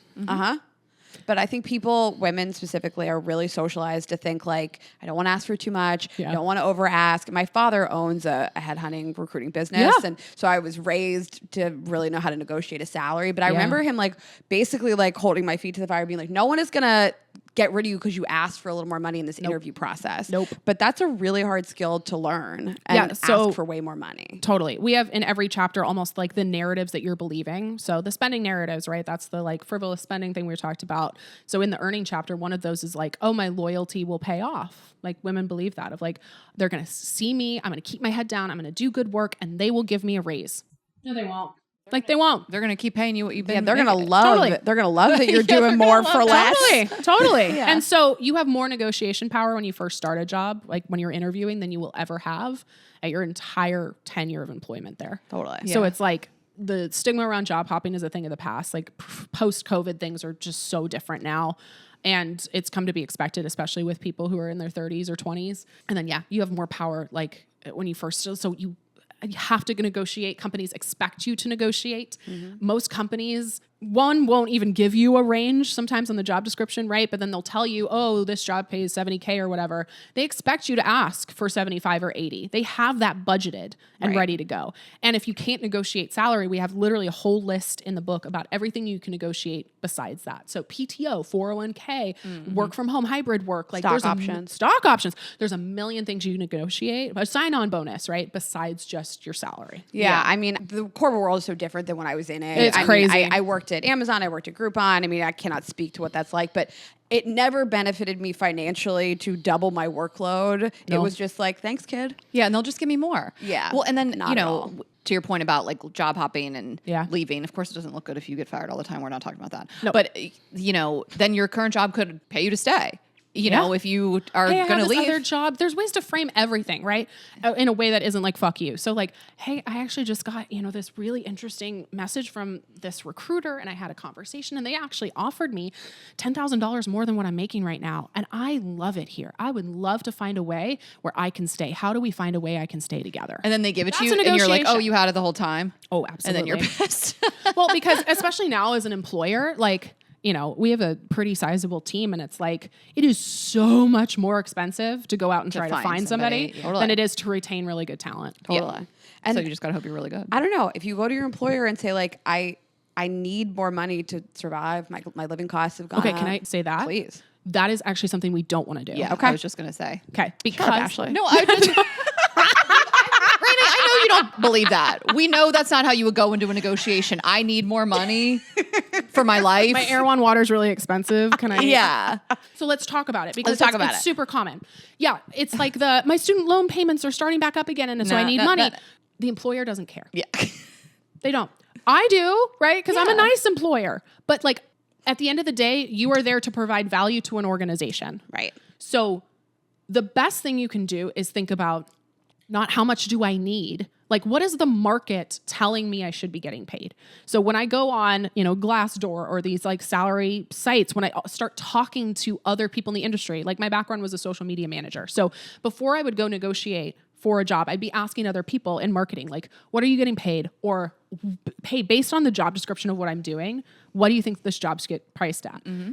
The other reason we want to do that is because then it doesn't feel so personal. Totally. Because if you go in and you're like, I need to make rent, I have to do this, like the cost of living's really expensive. Well, also, I guess the employer is also welcome to say, like, I didn't tell you to live there. I didn't Totally. tell you to rent Totally. this apartment or make these financial decisions. Well, and then you're really scared about that negotiation because it feels such high stakes. And if Yeah. they tell you no, it feels like, again, a personal thing as opposed to, no, this is what the data is. Yeah. This is what I should be getting Yeah. paid because of this data. How do we find a way to get there together? But just to be clear, are you saying, like, go to your employer and say, this is what Glassdoor says is a common salary for me, or you would not do something like I'll that? give you the script. You ready? Yeah. Okay. So I call it the gratitude sandwich.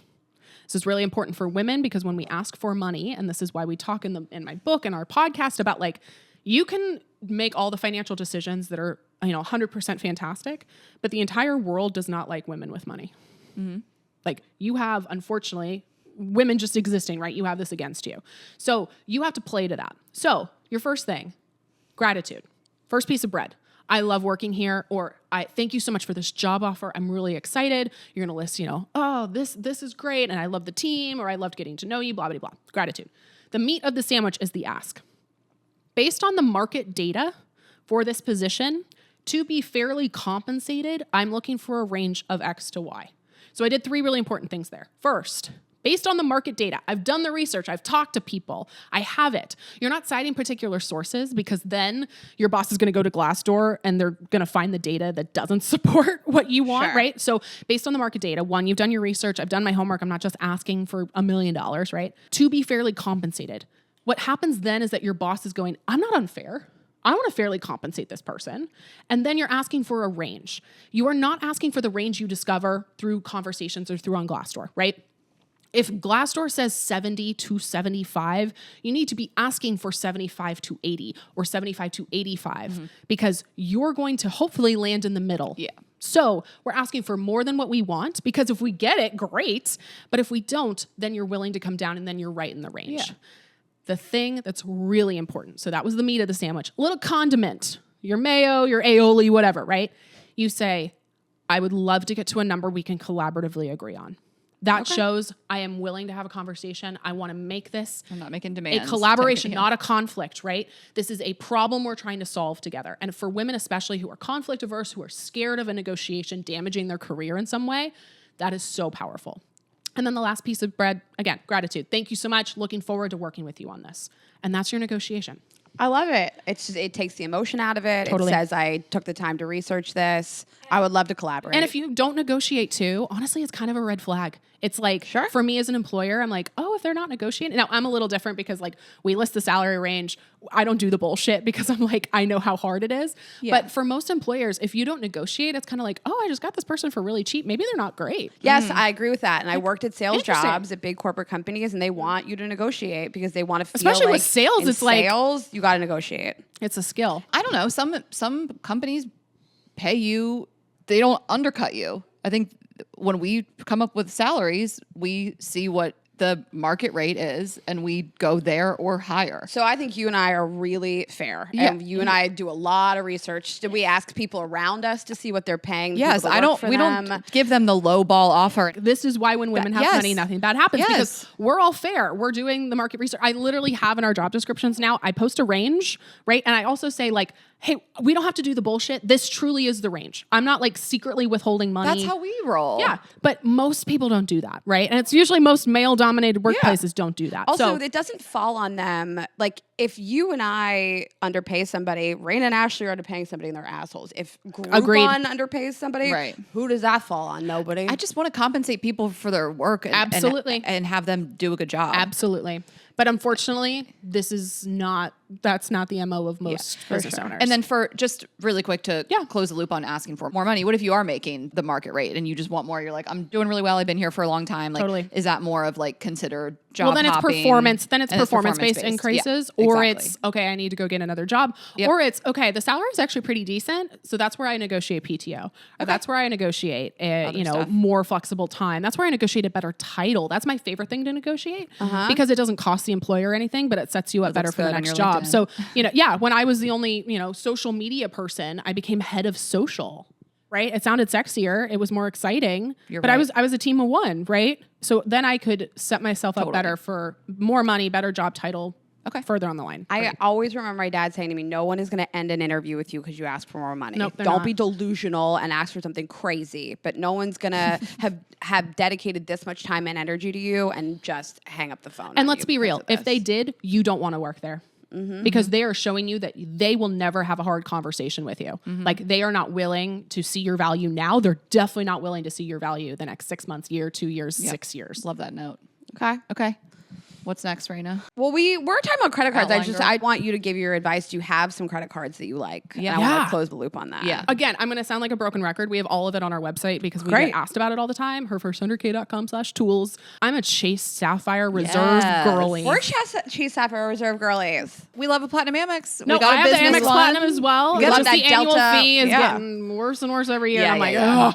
I do it for the lounges because the Amex Lounge in Seattle is. But now those Chase lounges are coming up on Amex. I know. They are. But the other thing, I was literally at the airport yesterday before I flew out, and every single time at the Amex Lounge in Seattle, they're at capacity, and it makes me want to single-handedly cancel my card. But let's talk about credit cards and how powerful they are, because everybody thinks, Chase. Great credit cards. If I use them responsibly, cool, Tori. Why would I do that? One, you're building your credit. We live, unfortunately, in a fucked up system where your credit score is kind of your adult GPA, right? It's like how well you're doing at life. And if you want a house, if you want an apartment, if you want sometimes a job, they check your credit. Sometimes your electric company to get your electricity, you have to check your credit. So we're building credit. That's the easiest way to do that. Second, the perks. And we're not just talking about the hotel stays for free, the lie down flat seats for free, although all of that's true and real. I was in London 2 years ago, year and a half ago. I got my phone stolen, my brand new iPhone stolen out from under me.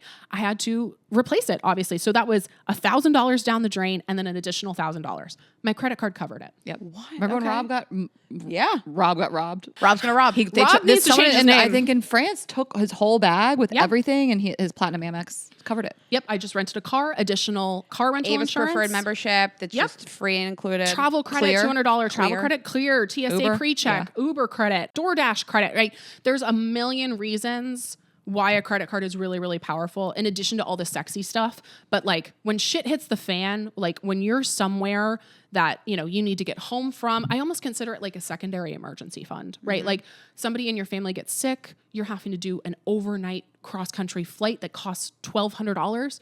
Okay, cool. Do it on your points. Right? Then it's not an additional cost. Again, something happens when you're abroad. You need to replace your phone. You need to do something. Okay, do it on your points or do it with the protection that the card offers. So especially again, while everybody's freaking out about money right now, you have your emergency fund, your actual, you know, and a high yield savings account. And then your points, in addition to all the sexy perks of like free travel, can also be like a secondary emergency fund for you. I would encourage people who I can't even claim to have done this so much in depth. It's to really look at all those perks. And Absolutely. So that's the other thing I want to highlight really quick is a lot of people see the like a $500 annual fee and they're like, ugh. It pays for itself. It really does. But so don't be scared by that. And then when you book with them, sometimes you get like $100 credit. So the hotel I'm staying at now, Yes. I have free breakfast. I have $200 on-site credit. I got free upgrades? check-in. Yeah, I got a free upgrade, a bigger room. Yep, absolutely. Yes, get involved in all of that. Okay, so we will talk about investing, but I just want to like talk about overconsumption for 1 second because we're talking about credit cards and just spending habits in general. Because after the situation that happened to me in college when I had all this debt and my parents were wonderful to help me, and then I owed them the money, but I didn't know all the interest. I made a promise to myself that I'm not gonna spend more than I had. I pay off my credit card every single month. I always have since that time. And I always remember people would like look around all these girlies and be like, how are they affording these bags? How are they affording? It's like, oh, because they're overspending because they can't afford it. So, or because somebody's paying and we just don't know it. True. Sure, There's that. That's right. Or they can actually afford it, but that's usually, especially in your early 20s, that's usually not the case. Yeah. So, I mean, do you have some advice for overconsumption, overspending, spending habits? Okay. I don't need you to stop spending money. I need you to stop spending money on shit you don't care about. A lot of us spend a lot of money on stuff that we look back on and either completely forgot we bought, right? The amount of like Amazon packages that get sent to you and you're like, I don't know what's in this box until I open it. Like that's probably a red flag. It's at least like a pink flag. Or just like, I'm mindlessly spending to try to fill a void. There's a lot of things outside our control right now. There's a lot of panic. It's very easy, just like any other vice, alcohol, weed, sex, right? It's very easy to just go, okay, I need something to make me feel better, so I'm going to spend money. It's like a drink. It's like, it's a vice, like a hit, like a dopamine hit. It really is. It's proven in our brain. You buy it, you get it, and then when it shows up, you get it again. And that's why I feel like people really did it during COVID because they like needed a thing. And also, like, I got mail, you know, I'm like Steve from Booze Clues and I get mail and it's exciting, you know? So the practice I have everybody do, and it's in my book as well, is what are your 3 value categories? These are the 3 areas in your life where you get the most joy. I want you spending pretty unabashedly, where you're talking about bucket number 3, right? Your fun bucket. My bucket number 3 is filled with the things that I really value. So for me, it is plants. We were talking about that before. I love plants. Decor in my home, right? I'm such a homebody. I love that. It's travel and it's food out. Those are the 3 areas in my life where I do the most spending. You and me are all the same bucket. I know. Are you the same? Great. I love it. But like, am I buying the occasional coffee? Absolutely. But if I'm looking back on my budget and I'm seeing, oh, I spent a lot of money, then that either means my value categories are wrong and I actually do value this thing, or I'm spending my money on things that I don't really give a shit about. Like, it's 2025. I want you spending your money, your hard-earned money, on stuff you actually like that actually makes your life better. And if you're not, I need you to reframe. So just look through your purchases. Like, how many of these things fit with those 3 value categories? How many don't? And I have a feeling a lot of them don't. So then you decide, right? This is where people start to feel, oh my gosh, it's restrictive. No, you're just deciding, actually, this is what I like more. And I give an example. It was like I wish I could remember the name off the top of my head, but she was a personal finance blogger who talked about it as taco dollars. Tacos were her favorite thing to spend money on. So anytime she was going to spend money on something else, she would ask herself, like, how much is this in taco dollars? And this is what I do. Like, okay, I'm about to spend $100 on something. Well, $100 could get me to LA. Is it worth, you know, not being able to travel as much? Sometimes the answer is yes. Sometimes the answer is no. That's great. Like, so hotel or flights. Like, you ground it in the thing you really love. So for her, it was tacos, right? Okay, I'm about to spend, you know, $100. How many tacos is that, right? Is that worth it? And so that way you're always starting to be more mindful of your purchases, as opposed to just like, I'm spending this money, I don't fucking care, I'm not going to think twice about it.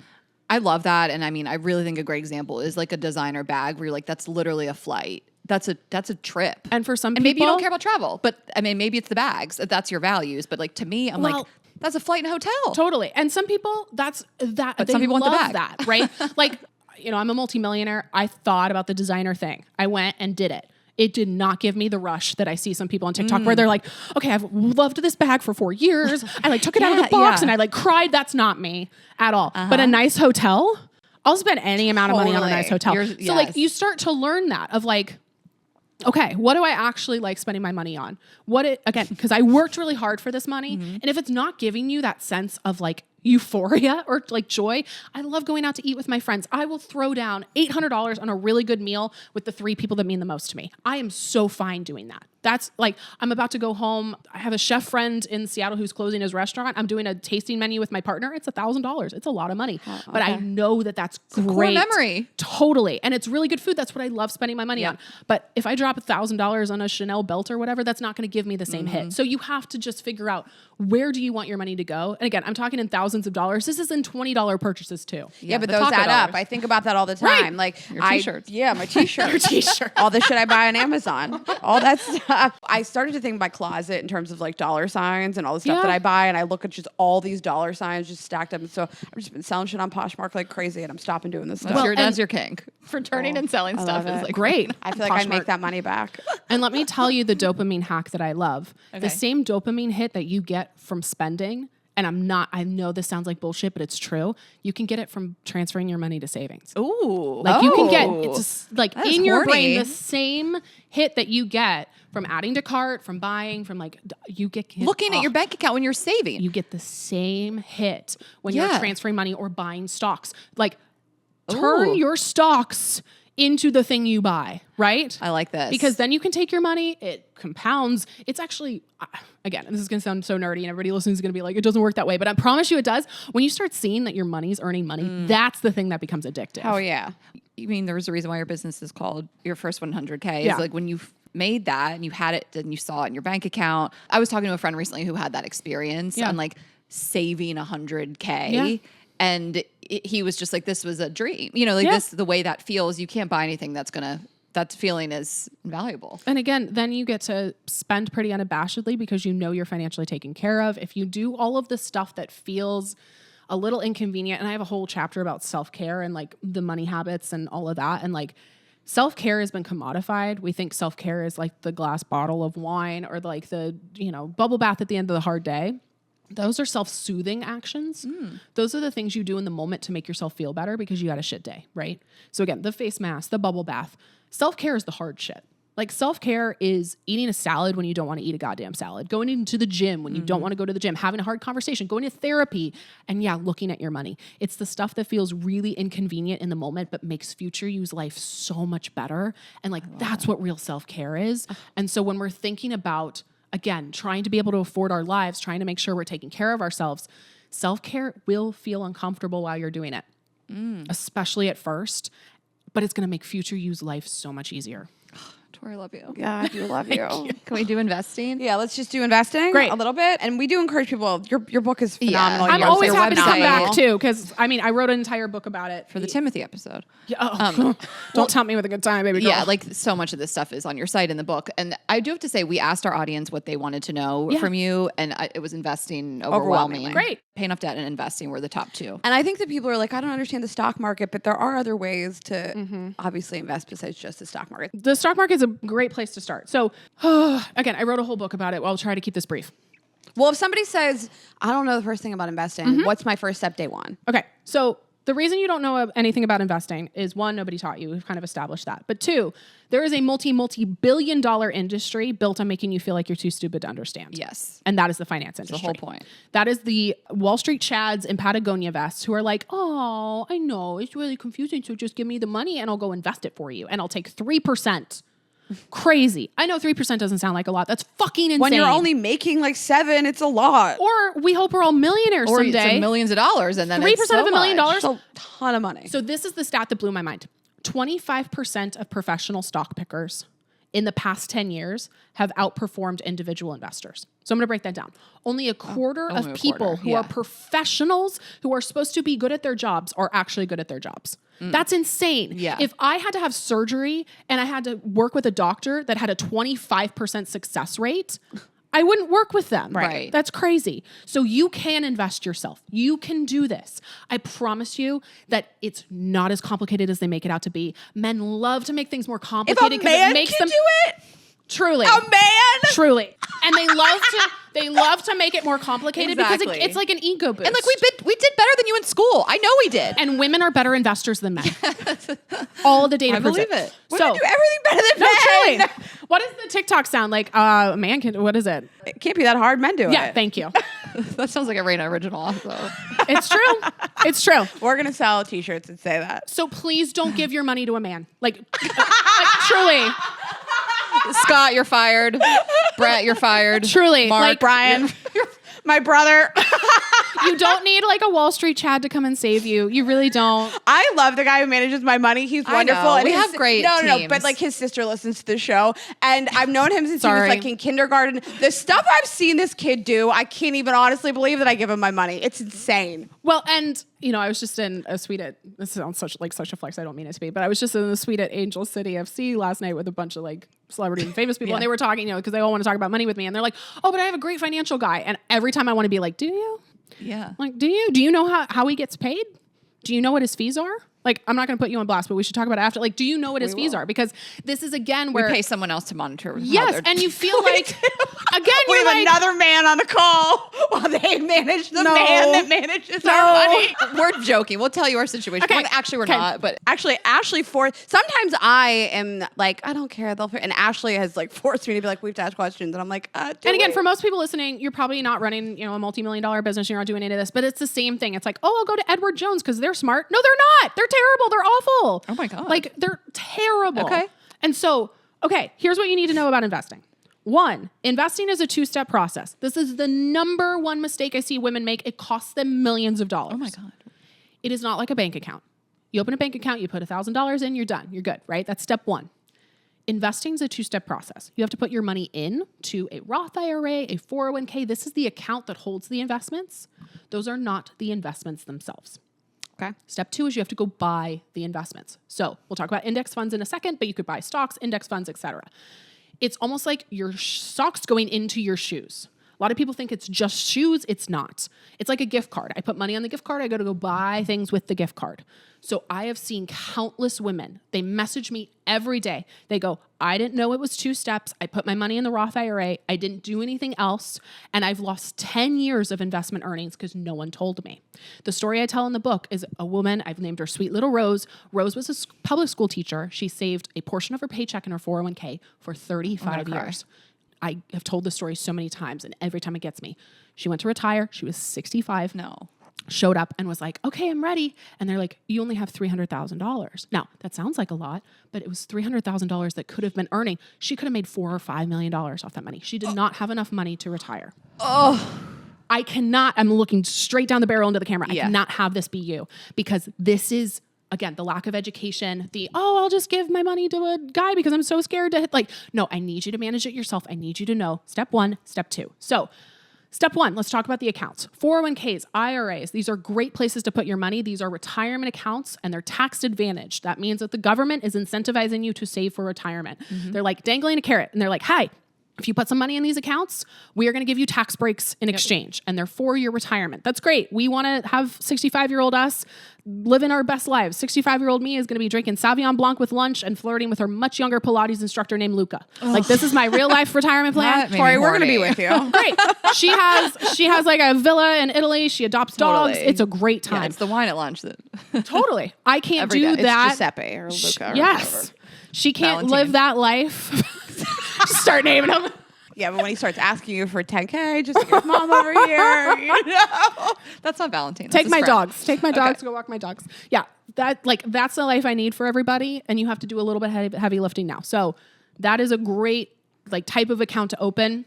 You get a 401k through your work. If you don't, or even if you do, an IRA is a great option. All of this is explained in the book in more detail. Step 2 is then what you're choosing to invest in. I personally love index funds. Okay. Index funds are groups of stocks. Women think investing is picking a hot stock. Amazon, Tesla, Fuck Elon Musk, by the way. Go off. Johnson & Johnson. I don't know. Like Microsoft, right? They think it's picking the hot stock. That is one of the riskiest forms of investing because you have put all of your eggs in that one basket, right? And you're also then trying to predict like what company does well. That's impossible. So an index fund instead is just a group of stocks. So rather than 1, 2, 3, it's hundreds, if not thousands of different companies. So you open the Roth IRA, you open the 401k, and then you choose an index fund. They're really low in fees. They help that diversification way. This is how I became a millionaire, is I took all of my earnings from entrepreneurship. I set up my retirement accounts. I max them out every year. And if you can't max them out, still contribute. And I was making sure to diversify my investments in an index fund. And this is an S&P 500 type vibe? Yep, you can do that. So an S&P 500 is the top 500 companies on the U.S. stock market. So I personally like VTI. That's my favorite index fund. Okay.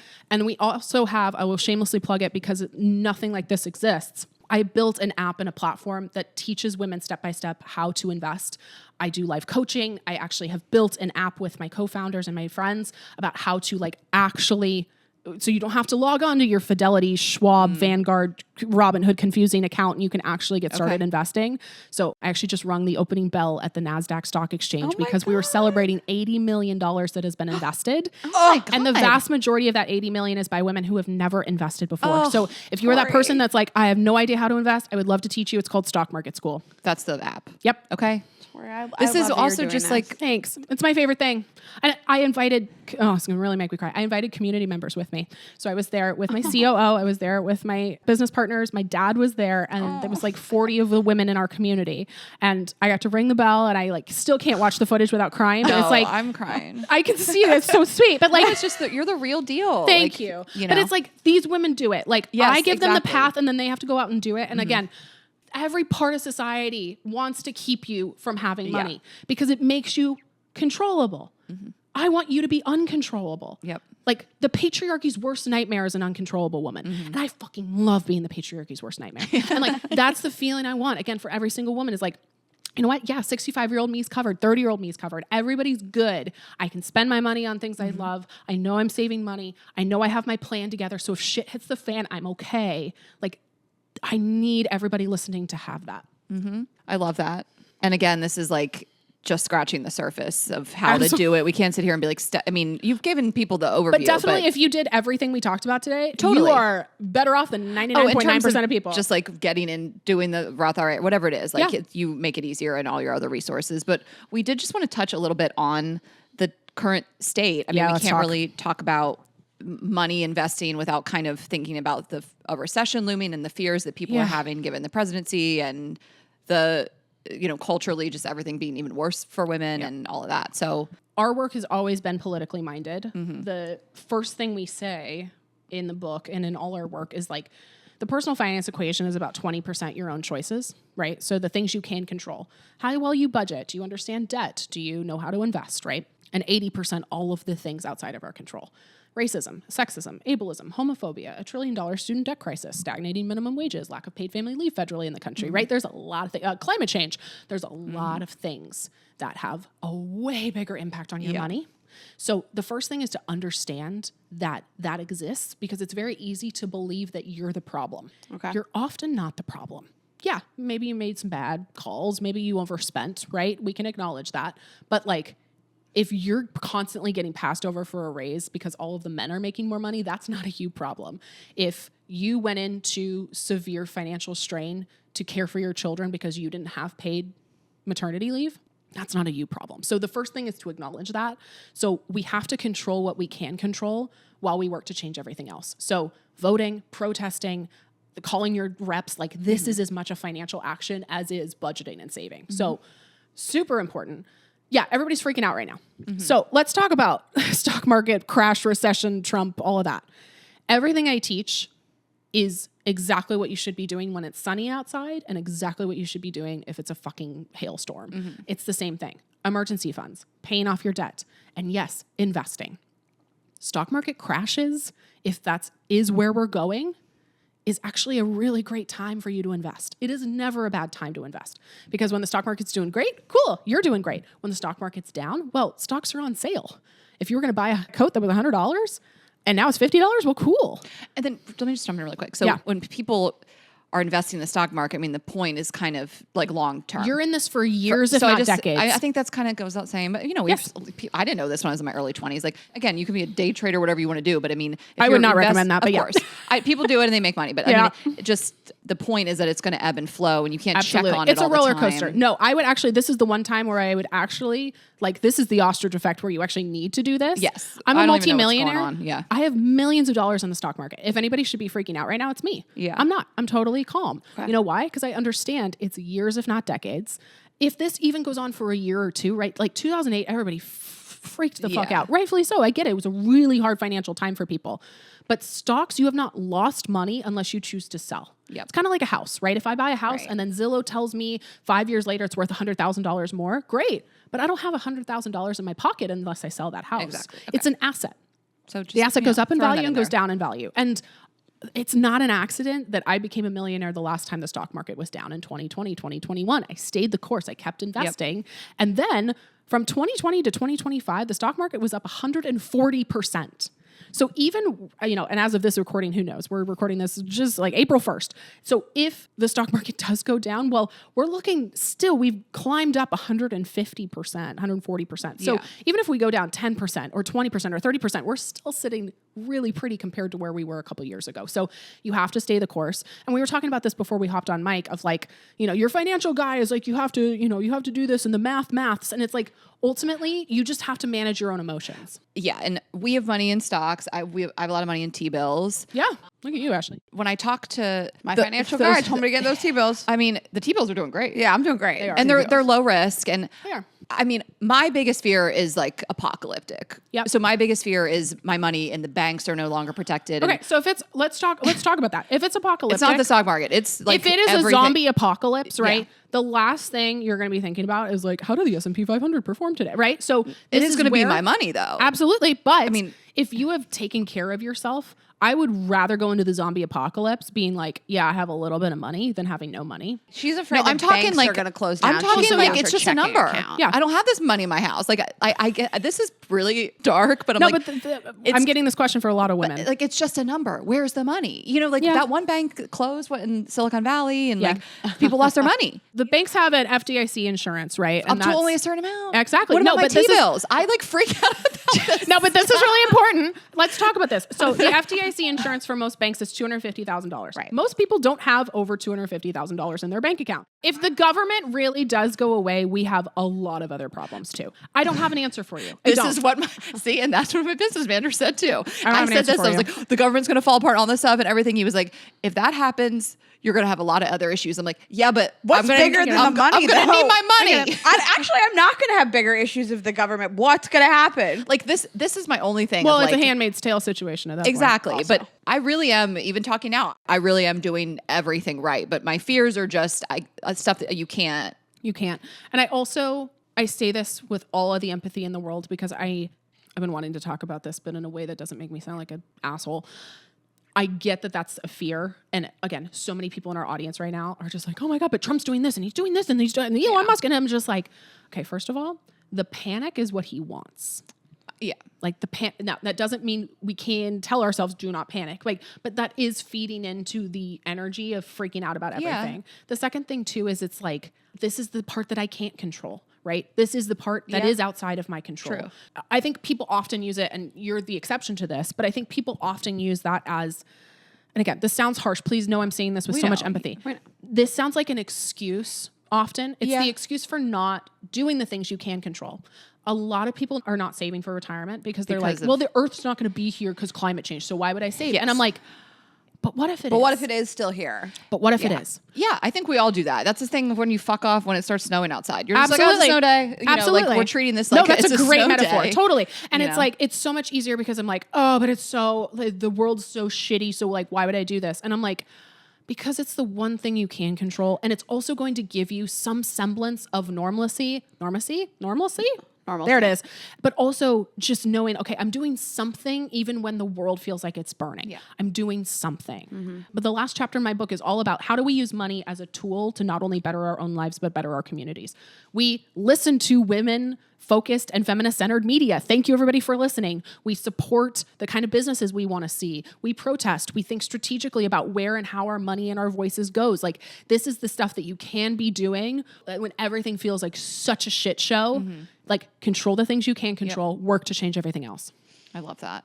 But yeah, I get it. I know. I was even like, should I put this in Canada? You know, and like, I know a lot of people have been losing messaging me about offshore bank accounts. And again, my next question to them is, girl, do you have your emergency fund? And like, most people are like, no. And I'm like, work on okay, that so we first, can't be doing like personal finance 601 before we've done personal finance 101. Right. Exactly. Yeah. And again, I mean, some of the questions coming from us are not relatable to every single person. No, but you know, the fear is real. And I just want to like, I don't have a solution for you except I was almost going to say, like, you're allowed to be worried when the rest of it's taken care of too, but like work to do that, everybody listening, and then we can all freak out.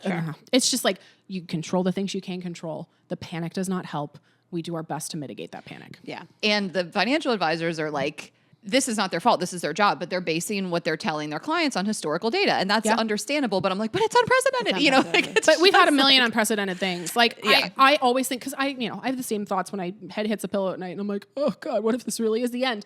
Like, everybody thought World War I was the end. Everybody thought World War II was the end. Everybody thought the nuclear wars. Like, we've had 9/11, right? Like, most of us were alive for 9/11. And I was young, but I remember thinking, like, everybody thought, oh, this is like the world is about to end. Yeah. Like Y2K, right? Like, we've had a million of these moments, and I have to be optimistic and think we're gonna get through this. I think that. I want to believe that. I want to survive it. I know. And keep my money intact. No, I get it. I know. We could talk to you for hours, Yeah. honestly. I would love but to come back. I love what you're doing for women. I can't tell you how many people I've seen in my life have to stay in bad marriages because they couldn't afford to leave and stay at jobs that they felt really abused at, that they couldn't leave. And you're giving people tools to be able to just have a better life. Thank you. Thank you for what you're doing. I love your shit too. Thank you for just You're the best. talking about the hard stuff and showing up, and just, I love being professional yappers with you. It's just my favorite thing in the Come entire back world. and do Timothy with us. Oh my God. So just to like wrap up with something fun, we took this from your Instagram and you asked what is something that you've spent money on the last year that improved your life and your well-being. So we posted it to ask our audience what they've spent their money on. I was very surprised by what like the number one answer was. And we want you to guess what you think people spend on. Yeah. Divorce. Oh my God. Did anyone? I'm sure people, I saw that one in there. It's in there. I think people took it as more of a tangible item. Tangible item. Because when I ask it, I think they know, and so it's usually like it's divorce. It's like something that made their life concretely better. Yeah, I guess it's about. Is this a material thing? A lot of them were material. Some people said things. divorce. Some people did. And some people said like therapy. A lot Yeah. of therapy. Okay. Yeah. But again, this is what we're talking about of like ways to like concretely make your life better. It's like, yeah, cool. You get to get divorced. You get to go to therapy. I would say like Eras tour tickets or something. That was in there. Okay. Yeah. What is the number one thing? Wait, did you see that now people are being required, the profits they made from the Eras tour, they have to like file something about it. This is unprecedented. No one's ever done this before. This is why, because it's Whose a woman profits? making it? But so like I flipped tickets for the Eras tour. Oh, I you have to made file it. something. Oh, it's like income? Yeah, like income. I mean, it's income. If you made over $2,000 or $2,500 from flipping Eras tour tickets, you have to file that. But that's income. I mean, I get it. That's income. Yeah. Wow. Okay. Okay, What's so- the number one thing? The Aura ring. The Aura ring. Yeah. And you're wearing one. Not sponsored, but here you go, Aura. Here's free marketing. So you're just like therapy. That is something that people That's daily. the number one thing. I would not have been able to guess over that. and over and over again. There were a lot. Therapy. Yeah, see, came I up think a they're ton. taking it from the materials. Again, my audience is like the ability to fly across country when my dad was sick, right? Like, Yeah. but people took it as the thing. Yeah, I thought everybody was totally. going to say Aura ring. vibrator. Yeah. Gym Vibrator. membership, fitness stuff, class Yeah. pass, robot vacuum, Dyson right, we're talking about vacuum, health, right? Health is wealth, baby. Yeah. So yeah, your a lot Aura of pet ring, stuff. dog, You know, Yep. just like to be like happy. your dog makes you happy. Lexapro, Lexapro. tubing mascara, Taylor That- Swift tickets, cheese. Oh. A house cleaner. That, I mean, and I say this with couples. You buy your time back. I buy your time. I could spend an hour talking to you about just like offloading all that stuff and paying for that when buy you your get back in time time. back. And couples, if you're arguing about cleaning and you Yep. can afford it, just take the argument off the table. Yep. Instead of going And to again- therapy, how much cheaper? And again, the vast majority of people probably are listening and you're like, I can't afford a house cleaner. Okay, no worries. Then how do we make enough money to be able to do that, right? Like start asking yourself the $1 million questions as opposed to going, oh, that's never going to be me. How do Love we it. make that be you? All right. We could end it on that then. Cool. I love it. Thank you so Make much. more money. Tori, you're amazing. I know that people are going to want to find you, listen, read. So tell everybody website, podcast, everything. And of course, this will always be in the description as well. My podcast and book are called Financial Feminist, and my company is called Her First 100K. I am herfirst100k.com and Her First 100K on all the socials. Instagram is my favorite place to hang out, so come say hi.